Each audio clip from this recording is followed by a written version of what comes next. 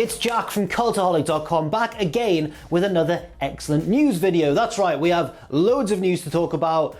Two very loaded news videos today. Tom's was out earlier on. This one's full of very interesting news too. So, without any further ado, let's take a look at those headlines. First of all, the planned main event of the upcoming Hell in a Cell pay-per-view has reportedly been revealed. Next up, a top AEW star has said that working in WWE was, quote, dreadful. And finally, another separate AEW wrestler's contract has run out very recently. So let's start with the rumoured main event of Hell in a Cell 2020. According to WrestleVotes, they tweeted out saying that Sasha Banks versus Bayley inside Hell in a Cell is the planned main event as of now for the 25th of October pay-per-view event, aka Hell in a Cell. Quite a few interesting things here. First of all, it's worth noting that they've said the plan as of now is that, but it could always change, of course, especially given recent match changes because of the whole COVID crisis and people having to be pulled from matches and that sort of thing. But apparently, as of now, the plan is that that will be the main event. Another historic one,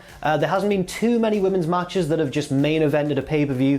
Obviously, Sasha Banks and Charlotte Flair had a Hell in a Cell match that was the main event, and now it looks as though Bayley and Sasha Banks are going to follow suit. It's quite the accolade for Sasha, in fact, if this does go ahead. She'll have main evented two separate WWE pay-per-views, both inside a Hell in a Cell, which really speaks to her ability, I suppose. Now, obviously, this comes off the back of Bayley betraying Sasha, turning on her, and then Sasha coming back at Clash of Champions on Sunday to attack Bayley from behind. Now, I wonder if this is coming about a little bit too soon. If it wasn't for Hell in a Cell coming up and it carrying that Hell in a Cell stipulation, would they have held off a little bit? Maybe until next year, maybe even all the way until WrestleMania? A lot of people were suggesting that it would indeed be the main event of Mania, but now I'm not so certain. Sorry, excuse me, not the main event of Mania, but a big featured match at Mania. But again, now I'm not so certain. Then again, the plan could always have been to have them turn on each other shortly before Hell in a Cell, leading to the Cell match. But at the moment, I'm assuming there's going to be a few matches in this series I'm assuming it's going to be a series between them, because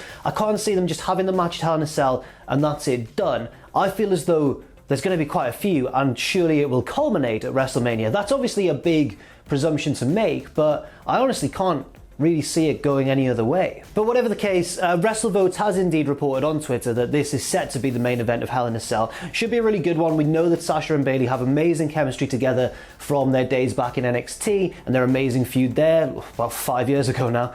But at the same time, it'll be interesting to see how they handle it with the Cell stipulation in place. Next up, let's take a look at that story about the AEW star saying that basically working in WWE sometimes was dreadful. This comes from Miro's recent interview with Chris Van Vliet. Miro was, of course, in WWE as Rusev, and he had a lot to get off his chest by the sounds of it. Miro said that there is nothing to be worried about in AEW, and I've never been worried about anything even before. It doesn't matter what people think, I've always been happy. Just going to work was a bit of a dreadful moment. But now that's gone, there are no dreadful moments in my life anymore. First of all, great to hear that great to hear that Miro is really enjoying his new role in AEW. He's really enjoying working for a new promotion. But yeah, bit weird that, well, not weird, but just a bit severe to hear that he thought going to work was dreadful at times, although you can understand why, given the amazing promise he had and the amazing popularity he had, and despite having both of those things, WWE never really wanted to capitalize on it. I mean, it was recently reported that, the frustrations that Miro had with Vince McMahon specifically, and just basically being unwilling to push him despite his immense popularity. Miro also talked a little bit about how he and AEW got in touch with one another. He said, I was sitting at home doing my Twitch and we found out they were interested, so we got in contact. I'm assuming is himself and Lana, I guess, his wife, I suppose.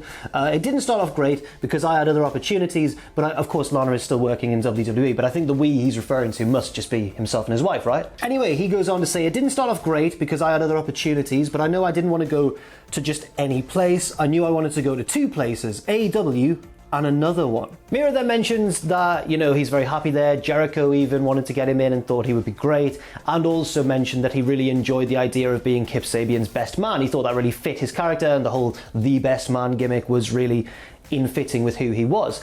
But at the same time, I'm interested what Miro's saying here about wanting to go to AEW and one other place, which he hasn't mentioned by name, but which he says he will eventually end up appearing in. I'm just forced to assume that this place is New Japan, right? You've got to kind of imagine that that's the only place as prestigious as AEW, apart from WWE, that Miro would want to go. He could be referring to Impact Wrestling, to be fair, but didn't we learn that they approached him and then nothing came of it? It's an interesting one. My guess would be New Japan, but who knows? Maybe Miro's always really wanted to work in CMLL or something like that, or PWG, I don't know. But at the moment, all I can think of is that it would surely be New Japan Pro Wrestling. Then again, wrestlers are always fans of various different Japanese promotions, aren't they? It could be a different one, it could be All Japan, it could be Dragon Gate, it could be Noah. But the way that Miro is, I can just see him rocking up in New Japan as the big foreign immovable object and just running through people for a little while. I can totally see that happening. But anyway, we'll see what goes on with that. Interesting stuff from Miro there in a very, very honest interview with Chris Van Vliet. Next up, Matt Cardona, formerly known of course as Zack Ryder in WWE, was on the Pro Wrestling Junkies podcast and revealed that his AEW deal expired just after All Out, where of course he appeared in that multi-man tag match against the Dark Order. Yeah, so Cardona was last seen as part of like Cody's boys' little tag team that took on the Dark Order and won, but it was Dustin Rhodes who got the pinfall and got himself a TNT title match against Brody Lee. Since then, Cardona's not been seen and did indeed reveal that his contract expired that night. He said on the podcast, Pro Wrestling Junkies podcast, of course, well, hopefully I'll be there more often.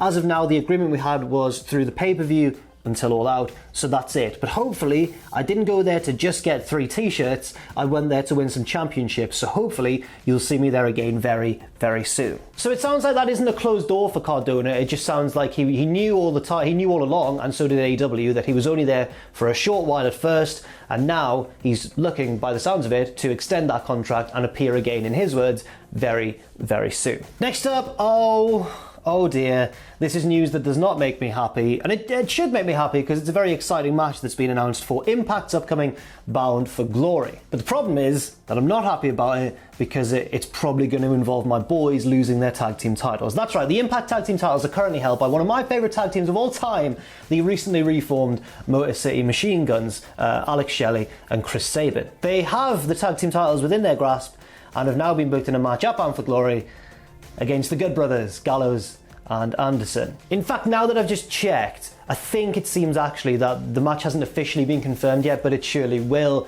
because, you know, it's a big tag team title match and it features 2 of Impact's biggest acquisitions in recent times, Gallows and Anderson. Apparently they threw out the challenge on this week's Impact, but it hasn't been answered yet, but I'm assuming that match will indeed go ahead. Now the problem is, from my point of view, why I'm so sad is because, you know, the Machine Guns aren't going to win this match, are they? I'm assuming very much so that Impact will shift the gold onto their shiny new bigger name stars in Gallows and Anderson, of course a former WWE tag team and a former New Japan tag team too, with quite the pedigree behind them. So it's been a good run, Machine Guns, you've done well guys, I'll try and get over it, but I feel very sad. Well, now I've looked on the Wikipedia for Bound for Glory, that match has been added, so I don't know whether it's official or not. I don't know what's going on. Different places are saying different things. However, Bound for Glory will take place on October 24th, the night before Hell in a Cell, I believe, in Nashville, Tennessee at Skyway Studios, and there have been 3 matches announced so far, according to Wikipedia. One of them being that match that I don't know the status of yet. The other 2 being the Impact Knockouts title match between the champion, Deonna Purrazzo, or Susie, who's challenging her for it before the event, so we'll see who wins that, and the challenger, Smiley Kylie Ray. And the other match that's been announced is the Impact World title match, where Rich Swann will take on either the current champion Eric Young or the man he beat for the title, who's coming back at him for another shot, Eddie Edwards. And yes, indeed, that takes place on October 24th, the day before Hell in a Cell. What a busy weekend of wrestling that is. Now, on to our final story. And finally, we'll close with some details on Alistair Black's new theme music. Those who watched Raw this week will notice that he came out to different music to face Kevin Owens, a match he lost by DQ when he accidentally elbowed the ref in the gut. It was very strange. Now, as reported by Fightful, a source has told them that Alistair Black himself did actually have a hand in picking or switching his theme. WWE are phasing out a lot of entrance themes that were produced by C-Force because the contract ran out, or some sort of dealers ran out or something like that. They didn't enjoy how much they were paying C-Force, I suppose, and replacing them by tracks by Def Rebel. Now, apparently there have been examples where a talent either didn't want to change their music or rejected a new theme and have kept their CFOS one. One example may be Bobby Roode, who came out on Raw, of course, making his big in-ring return to the old glorious theme that we all know and love. But Alistair Black came out to a different theme, so it sounds like he was probably alright with the new one. Keith Lee, though, curiously, maybe was alright with it as well, despite everybody kind of hating his new theme and wanting the old one back. But regardless, that is it for the news today. Thank you very much for watching. I've been Jack from Cultaholic.com. Leave your thoughts and opinions on any of these stories in the comment section down below. Stay safe, stay positive, and I'll see you soon.